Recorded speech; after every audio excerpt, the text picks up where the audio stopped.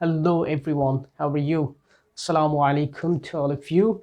I hope you're passing your days very well and hopefully you are very well, very healthy by the grace of Almighty Allah. So today I'm here to teach you an important topic that is tech questions. But all of you know that this is very easier topic, but sometimes we get stuck in some cases. So for this reason, I want to show the critical things as well as easier things. I think if you watch the video till the end, then you must have a good concept about this. Uh, Inshallah. So, my dear learners, before this, I want to introduce myself. This is Muhammad Hasan Shirkabi for you, assistant teacher of Bright School and College, and welcome to Hasan's Learning Cure once again. I have divided this class in two parts. This is the first one, and I hope if you continue these classes in a coherent manner or consequently, then you will be able to understand my all the class, and hopefully you will have no problem to make a tag question properly. দেখো my dear learners, এখানে আমি কিছু জিনিস লিখে রেখেছি পূর্বেই, সেটা হচ্ছে previous ideas. For making tag questions, you should have or you must have these ideas before.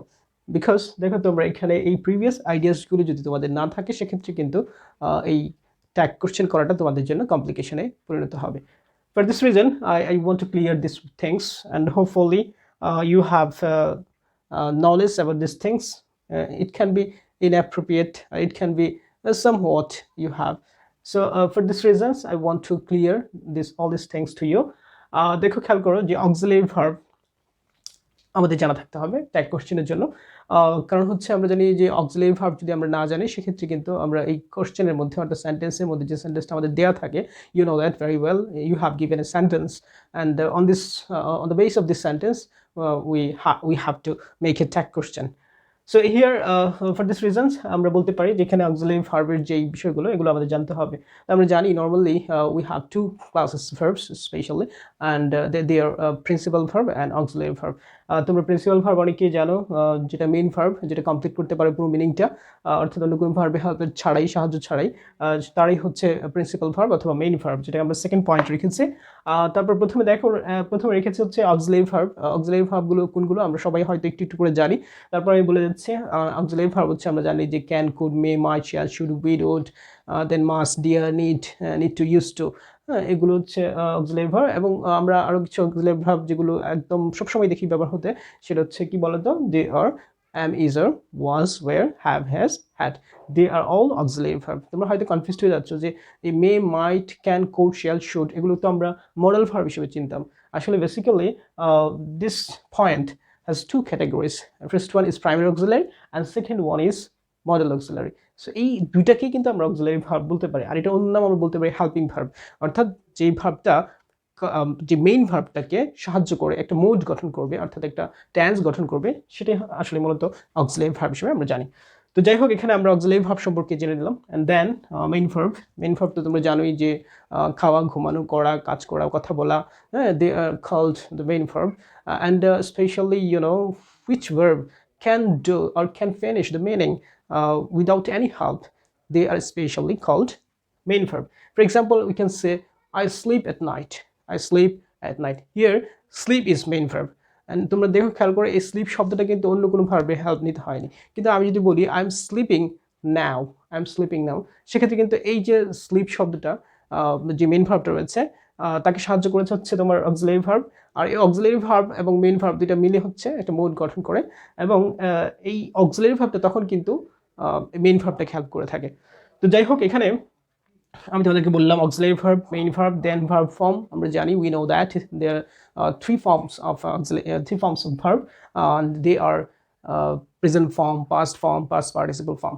So we have a clear concept about this because we are given a chapter on our English second paper, named specially conjugation of verb. So here we can get these types of forms, এবং তোমরা নিশ্চয়ই হয়তো পড়েছো এখানে verb form, সেটা আমরা অবশ্যই জানবো। কেমন? আচ্ছা, তাহলে ভার্বের তিনটে ফর্ম কেন আমাদের জানতে হবে? বেসিক্যালি দুইটা ফর্ম আমাদের দরকার এখানে, প্রেজেন্ট ফর্ম এবং পাস্ট ফর্ম, এবং এই দুইটা ভার্বের বেস করেই আমরা যদি হেল্পিং ভার্ব না থাকে সেক্ষেত্রে আমরা এই দুইটা ভার্ব বেস করে ডু ডাস কিংবা ডাস কিংবা ডিডের হেল্প নেওয়ার দরকার লাগতে পারে বা প্রয়োজন লাগতে পারে। সো ওকে, আমরা এখন ভার্ব ফর্মটাও জেনে নিলাম। Then the sentence, we must have a clear concept about sentence, because without knowing sentence you can not be able to you cannot be able to write tag questions properly, my dear students. So first of all, we have a clear concept about this sentence. We know that there are 5 sentences according to meaning: assertive, interrogative, imperative, optative, exclamatory. They are all kinds of. So here, according to construction, we know that there are 3 types of sentences. They are simple, complex, compound. So my dear students, here we must have a clear concept about these sentences.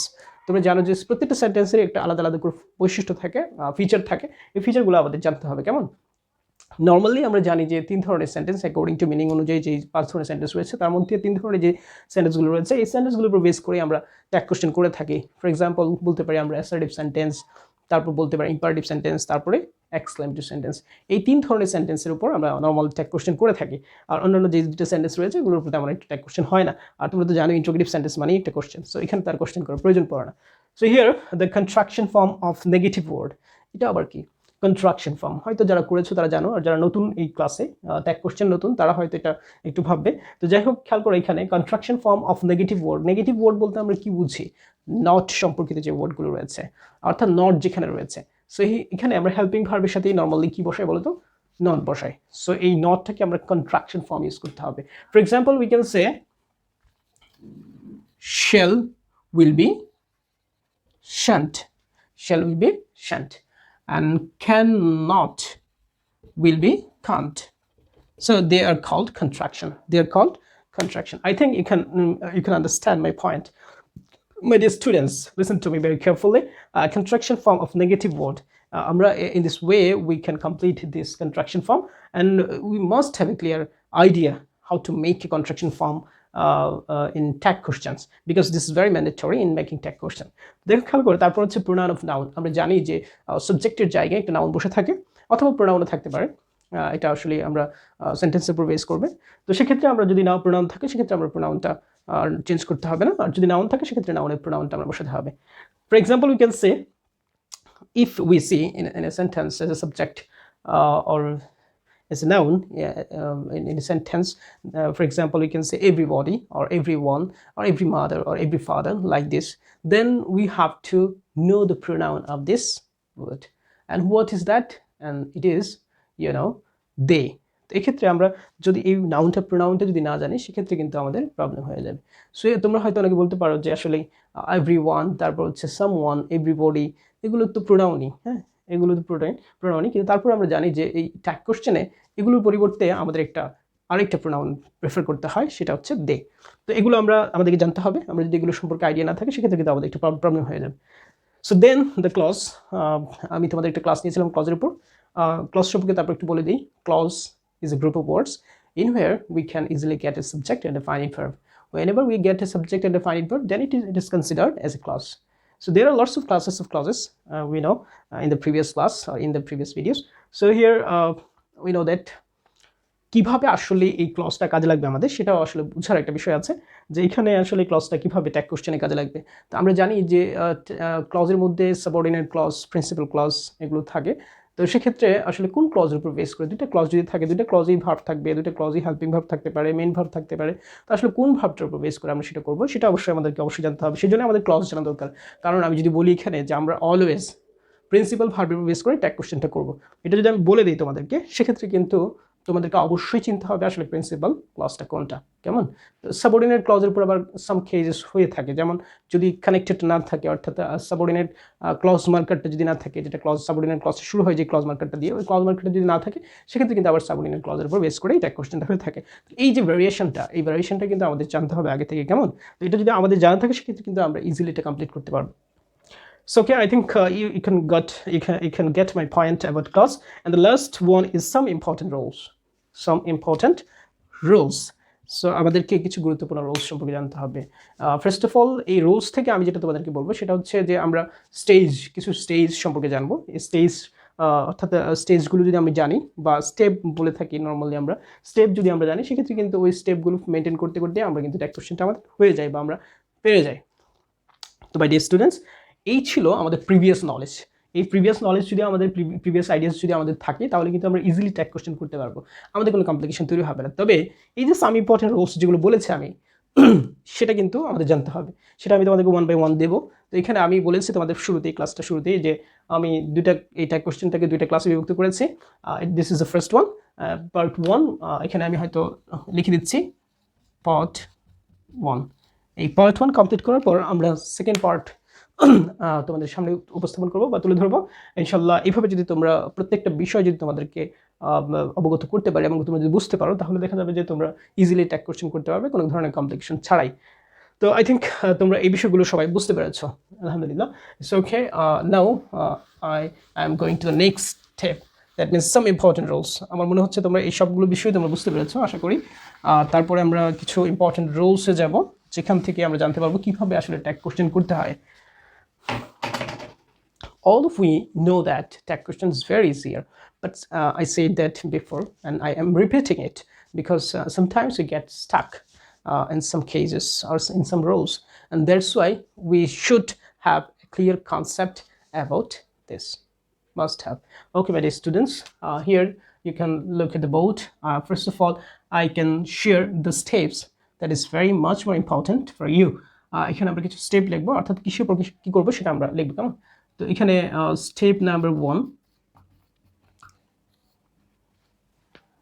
Step number 1 আমরা প্রথমে লিখবো হচ্ছে যে সেন্টেন্সটি দেয়া থাকবে, অর্থাৎ আমরা জানি যে আমাদের একটা পার্ট দেয়া থাকে, এটা ইদার হতে পারে, it can be assertive sentence, it can be imperative sentence, it can be exclamatory sentence, but if we see exclamation sentence then then the exclamation mark should be avoided.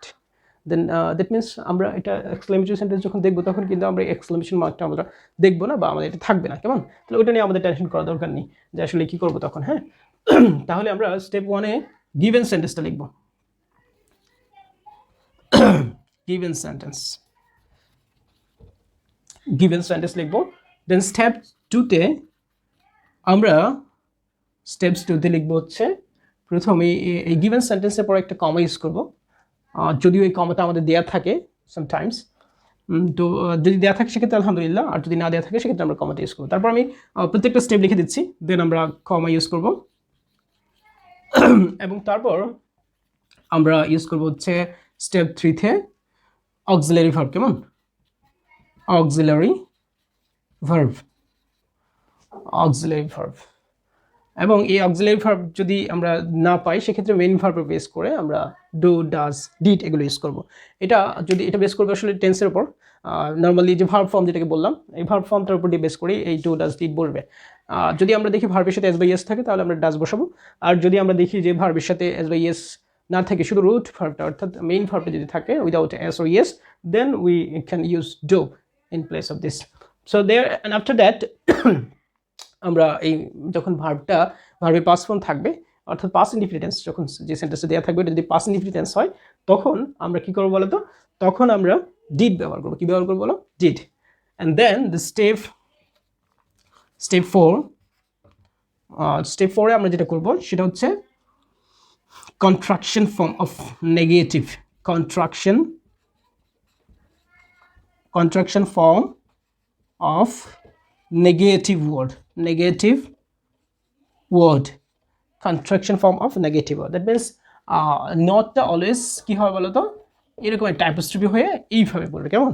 তবে কিছু কিছু ব্যাপার আছে যেগুলোতে আসলে আমরা জানি যে মডেল ভার্ব কিংবা অক্সিলারি ভার্ব এগুলো একটু চেঞ্জ হয়ে থাকে। যেমন আমি তোমাদেরকে একটা এক্সাম্পল দিয়েছিলাম, শ্যাল নট এটা হয়ে যায় শ্যান্ট, উইল নট এটা হয়ে যায় won't.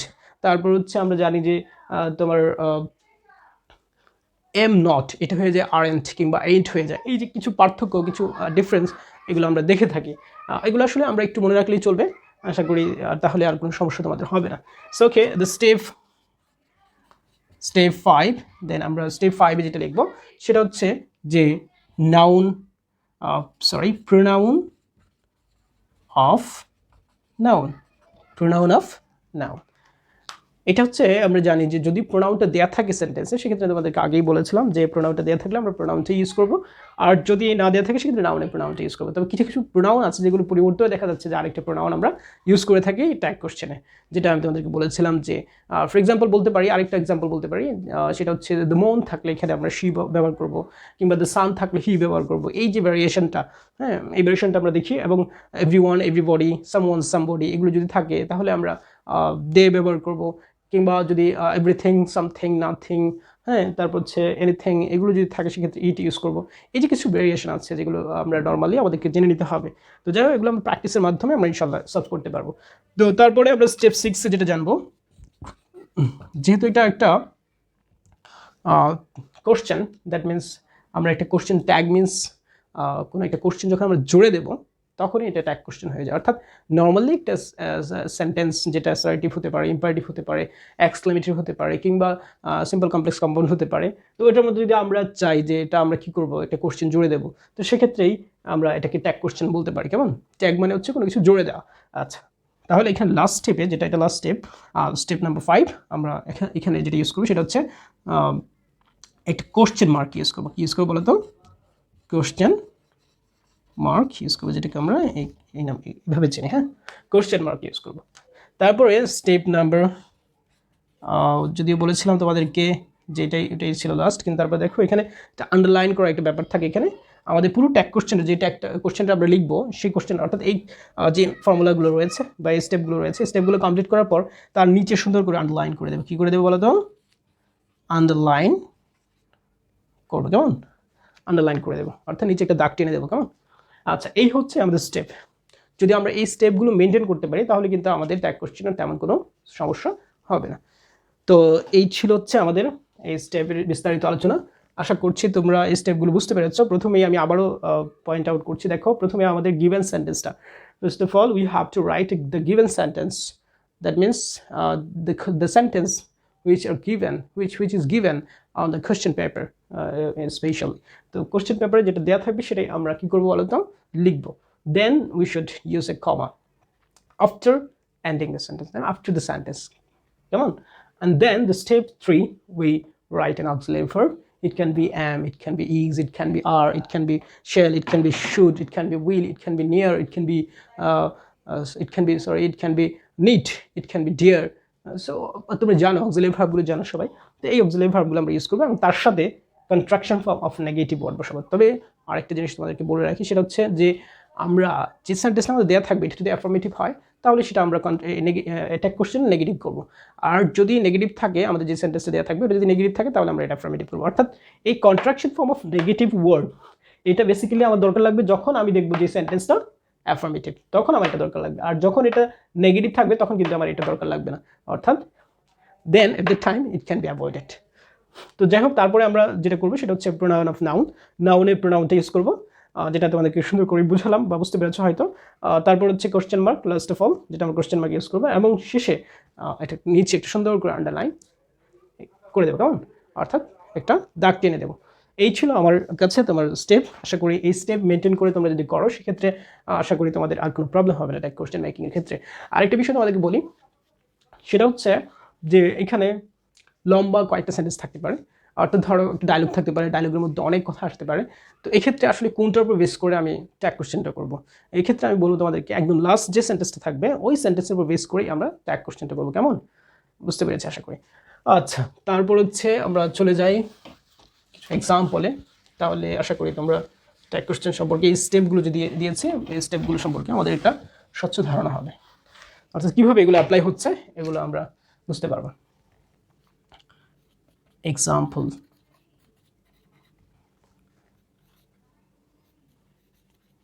they write an interesting novel.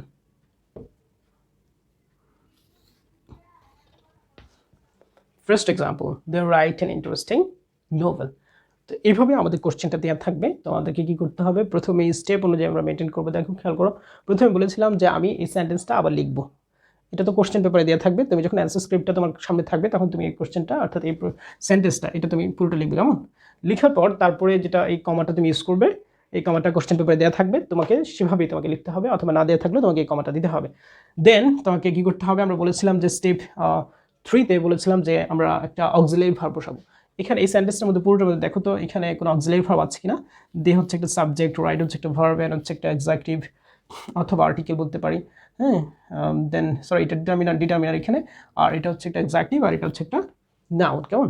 তাহলে এখানে they subject, right verb, and determiner, interesting, adjective, novel, noun.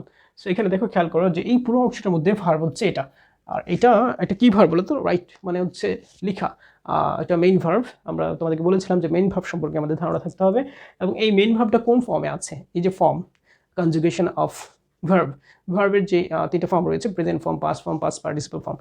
Past participle ফর্মটা আমাদের জানা লাগবে না, কারণ পাস্ট পার্টিসিপল ফর্ম আমরা নর্মালি দেখি যে তার পূর্বে একটা অক্সিলারি ভার্ব নিয়ে সে বসে থাকে সেন্টেন্সের মধ্যে, তাহলে আমাদের তো অক্সিলারি ভার্ব হলেই চলবে, তাই না? ওই পাস্ট পার্টিসিপল ফর্ম সম্পর্কে আমাদের তেমন একটা ধারণা রাখার দরকার নেই। তবে আমাদেরকে এখন আপাতত যেটা জানতে হবে সেটা হচ্ছে ভার্বের প্রেজেন্ট ফর্ম, ভার্বের পাস্ট ফর্ম। তাহলে এটা কোন ফর্মে আছে নিশ্চয়ই তোমরা বুঝতে পারছো, এটা ভার্বের প্রেজেন্ট ফর্ম। সো এখানে যেহেতু ভার্বের প্রেজেন্ট ফর্ম আমরা বলেছিলাম, ভার্বের প্রেজেন্ট ফর্ম হলে আমরা এখানে ডো কিংবা ডাজ বসাতে পারি। এখানে আরেকটা কন্ডিশন আমাদেরকে বলেছিলাম যে যদি ভার্বের সাথে S or ES, if we see that a verb with s or es, then auxiliary verb will be does. তোমাদেরকে বলেছিলাম যে যদি এস বাই এস থাকে তাহলে ডাজ বসাবো, আর এস বাই এস না থাকলে ডো বসাবো। তাহলে এখানে কি এস বাই এস আছে? নাই। তাহলে আমরা এখানে কি বসাবো বলো তো? ডো বসাবো। তারপর আমরা দেখব যে এই পুরো সেন্টেন্সটা অ্যাফার্মেটিভ না নেগেটিভ, যেটা দেওয়া আছে আমাদের, যে এটা আমরা যাচাই করব। আসলে এখানে এই জায়গার মধ্যে আমি তোমাদেরকে যেগুলো বলেছি পার্ট বাই পার্ট, সেক্ষেত্রে দেখো যে এখানে নেগেটিভ কোনো ওয়ার্ড আছে, অর্থাৎ নট কিংবা নট রিলেটেড কিছু শব্দ রয়েছে, যেমন আমরা বলতে পারি যে hardly, scarcely, rarely, seldom, little, few, এগুলো হচ্ছে নেগেটিভ ওয়ার্ড। সো যদিও এগুলো দেখতে নেগেটিভ মনে হয় না, তারপর আমরা জানি যে নট শব্দ যদি থাকে সেক্ষেত্রে নেগেটিভ হয়, কিংবা যদি সাবজেক্টের জায়গায় নোবডি, নান, নো ওয়ান, নাথিং এগুলো থাকে, এরাও নেগেটিভ, কেমন? তাহলে দেখো খেয়াল করো যে এগুলো কিছুই কিন্তু নেই এখানে। সো এখানে কি হবে, আমরা নটটা বসাবো কিন্তু সেটা কন্ট্রাকশন ফর্মে হবে। কি হবে? কন্ট্রাকশন। এই তো ডোন্ট হয়ে গেল, ডো নটটা কি হয়ে গেল বলো? ডোন্ট। আচ্ছা, ডোন্টের পরে তারপর আমরা বলেছি যে এই যে অক্সিলারি ভার্বটা বসানোর পরে আমরা কি বসাবো তারপরে স্টেপে এই যে নাউনটা প্রোনাউন আকারে বসাবো। আমি বলেছিলাম যে যদি প্রোনাউন থাকে তাহলে প্রোনাউনটা বসিয়ে দেবো, আর নাউন থাকলে নাউনের প্রোনাউনটা বসাবো। তবে মাঝে মাঝে আমাদের প্রোনাউনও থাকবে, এই প্রোনাউনটাও চেঞ্জ হয়ে যাবে অন্য একটা প্রোনাউনে। তো সেক্ষেত্রে আমরা প্র্যাকটিসের মাধ্যমে এগুলো দেখবো কোথায় চেঞ্জ হচ্ছে। আচ্ছা, তাহলে দেখো খেয়াল করো এখানে তাহলে কি হবে? ডোন্ট দে হবে। কি হবে? ডোন্ট দে, তারপর আমরা কোশ্চেন মার্ক। এগুলো কিন্তু আমার এখানে কিন্তু এক্সারসাইজ আমি করছি বলে এখানে দেওয়া আছে, তাই না? মানে কোশ্চেন পেপারে এটা থাকবে, থাকার পর আমাকে এটা উঠাতে হবে, তারপর স্টেপগুলো মেনটেন করতে হবে। তার মানে এই ডোন্ট লিখবো, তারপর দে লিখবো, তারপর কোশ্চেন মার্ক দিব, তারপর আন্ডারলাইন করবো। এগুলো কিন্তু আমাকে করতে হবে, কারণ আমার অ্যান্সার স্ক্রিপ্টে আমাকে লিখতে হবে। কিন্তু আমাকে প্রশ্ন যখন দেওয়া থাকবে এভাবে, তখন কিন্তু এই জিনিসটা কিন্তু সব কিছু দেওয়া আছে, যেমন আন্ডারলাইন করা আছে, কোশ্চেন মার্ক দেওয়া আছে। তো এটা কিন্তু তোমাকে যখন অ্যান্সার স্ক্রিপ্টে লিখতে, তুমি তো আর কোশ্চেন লিখতে পারবে না, তোমাকে অ্যান্সার স্ক্রিপ্টে লিখতে হবে। সো ওইখানে কিন্তু তোমাকে এগুলো করতে হবে। সেই জন্য আমি স্টেপ বাই স্টেপ তোমাদেরকে এখানে দেখিয়ে দিয়েছি, কেমন? আশা করি তোমরা এটা বুঝতে পেরেছো। The second example,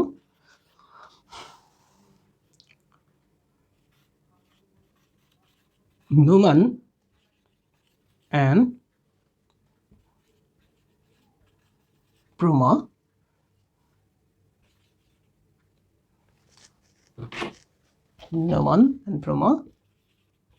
have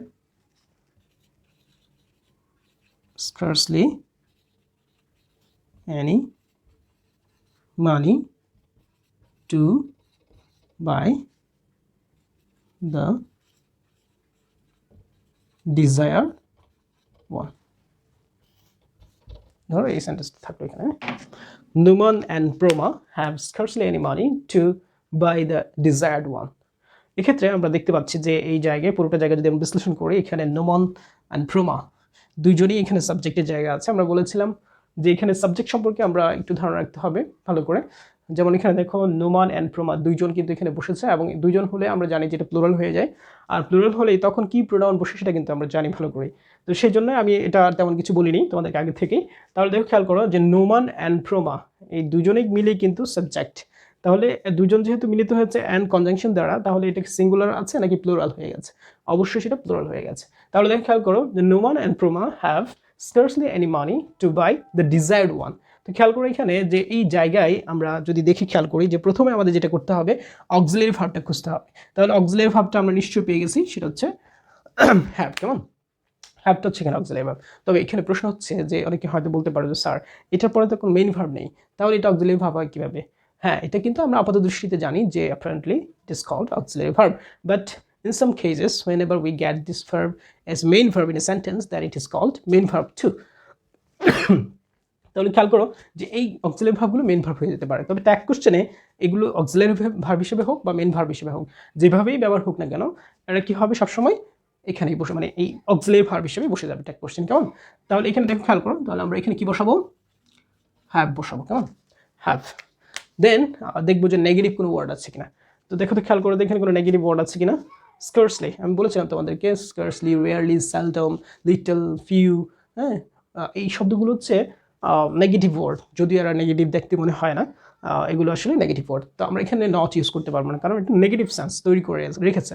so tag কোশ্চেনের নিয়ম অনুযায়ী আমরা জানি যে অ্যাফার্মেটিভ হলে নেগেটিভ হয়ে যায়, নেগেটিভ হলে অ্যাফার্মেটিভ হয়ে যায়। সো এখানে আমরা হ্যাভেন্ট, সরি নট এখানে ইউজ হবে না। তো হ্যাঁ, তারপর হচ্ছে আমরা নটের যে ব্যাপারটা সেটা চলে গেল। এখন আমরা এই যে নাউন যেটা রয়েছে, তার প্রোনাউনটা আমরা ইউজ করবো। নাউন এখানে দুইটা, প্রোমা এবং নোমান। সো এক্ষেত্রে আমরা কি করতে পারি বলতো, এটা পরিবর্তে আমরা দে ইউজ করতে পারি, কারণ এগুলো দুজন এখানে আছে এবং দুজন হলে প্লুরাল হয়ে যায়, আর প্লুরাল নাউনের ক্ষেত্রে আমরা দে প্রোনাউন হিসাবে নিয়ে থাকি বা বসিয়ে থাকি। অ্যান্ড এভাবেই কিন্তু আমাদের ট্যাগ কোশ্চেন করতে হবে। এটা কিন্তু শেষ হয়ে গেল। তাহলে দেখো খেয়াল করো যে নট যে কন্ট্রাকশন যে ফর্মটা রয়েছে, এই ফর্মটা কিন্তু আমাদের এই সেন্টেন্সের বেস করেই আসতেছে। যদি এটা নেগেটিভ হয়ে যায় তাহলে কন্ট্রাকশন ফর্মের দরকার নেই নেগেটিভ ওয়ার্ডের, আর যদি এটা অ্যাফার্মেটিভ থাকে তাহলে নেগেটিভ ওয়ার্ডের কন্ট্রাকশন ফর্মটা আমাদেরকে বসাতে হবে। আশা করি তোমরা বুঝতে পেরেছো। তারপরে যদি তোমাদের কোনো প্রবলেম থেকে থাকে তাহলে অবশ্যই তোমরা কি করবে, আমাকে কমেন্ট সেকশন রয়েছে, তোমরা কমেন্ট সেকশন খোলা রয়েছে, তোমরা কমেন্ট সেকশনে কমেন্টস করবে যে জায়গায় তোমরা বুঝতে পারোনি বা যে জায়গায় যে বিষয়গুলো নিয়ে কথা বললে ভালো হবে তোমাদের জন্য, যেখানে তোমাদের উইক পয়েন্ট রয়েছে, এটা তোমরা আমাকে জানতে পারো। এক্সাম্পল যদি আর কয়েকটা দিই আমরা, সেক্ষেত্রে এরকম হতে পারে। Number 3, Rana had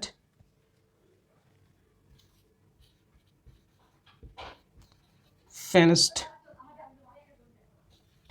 his work.